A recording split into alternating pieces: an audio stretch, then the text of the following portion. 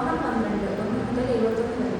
സഹോദരന്മാരെ, ഞാൻ ദൈവത്തിന്റെ മനസ്സലിൽ ഓർപ്പിച്ച് നിങ്ങളെ പ്രബോധിപ്പിക്കുന്നത്, നിങ്ങൾ ബുദ്ധിയുള്ള ആരാധനയും നിങ്ങളുടെ ശരീരങ്ങളെ ജീവനും വിശുദ്ധിയും ദൈവത്തിന് പ്രസാദവുമുള്ള യാഗമായി സമർപ്പിക്കും. ഈ ലോകത്തിന് അനുരൂപമാകാതെ നന്മയും പ്രസാദവും പൂർണ്ണതയുമുള്ള ദൈവഹിതം ഇന്നതെന്ന് തിരിച്ചറിയേണ്ടതിന് മനസ്സ് പുതുക്കി രൂപാന്തരപ്പെടും. ഭാവിക്കേണ്ടതിന് മീതെ ഭാവിച്ചുവരാതെ ദൈവം അവനവന്റെ വിശ്വാസത്തിന്റെ അളവ് പങ്കിട്ടതുപോലെ സുബോധമാകുമെണ്ണം ഭാവിക്കണമെന്ന് ഞാൻ എനിക്ക് ലഭിച്ച കൃപയാ നിങ്ങളിൽ ഓരോരുത്തരോടും പറയുന്നു. ഒരു ശരീരത്തിൽ നമുക്ക് പല അവയവങ്ങളുണ്ടല്ലോ, എല്ലാ അവയവങ്ങൾക്കും പ്രവൃത്തി ഒന്നല്ലാതാനും. അതുപോലെ പലരായ നാം ക്രിസ്തുവിൽ ഒരു ശരീരവും എല്ലാവരും തമ്മിൽ അവയവങ്ങളുമാകുന്നു. ആകയാൽ നമുക്ക് ലഭിച്ച കൃപയ്ക്ക് ഒത്തവണ്ണം വെവ്വേറെ വരം ഉള്ളതുകൊണ്ട് പ്രവചനമെങ്കിൽ വിശ്വാസത്തിന് ഒത്തവണ്ണം, ശുശ്രൂഷയെങ്കിൽ ശുശ്രൂഷയിൽ, ഉപദേശിക്കുന്നവനെങ്കിൽ ഉപദേശത്തിൽ, പ്രബോധിപ്പിക്കുന്നവനെങ്കിൽ പ്രബോധനത്തിൽ, ദാനം ചെയ്യുന്നവൻ ഏകാഗ്രതയോടെ, ഭരിക്കുന്നവൻ ഉത്സാഹത്തോടെ, കരുണ ചെയ്യുന്നവൻ പ്രസന്നതയോടെ ആകട്ടെ.